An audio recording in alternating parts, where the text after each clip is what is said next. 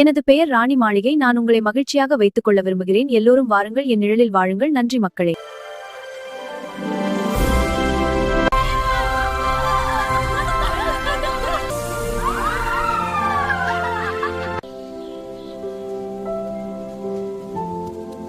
இருக்கு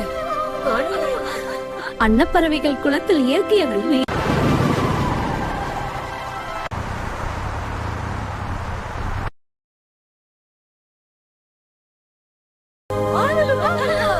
இந்த வீடு ரம்மியமாக. மக்களே, என் நிழலில் குடியிருக்கும் உங்களை கண்டு பெருமைப்படுகிறேன்.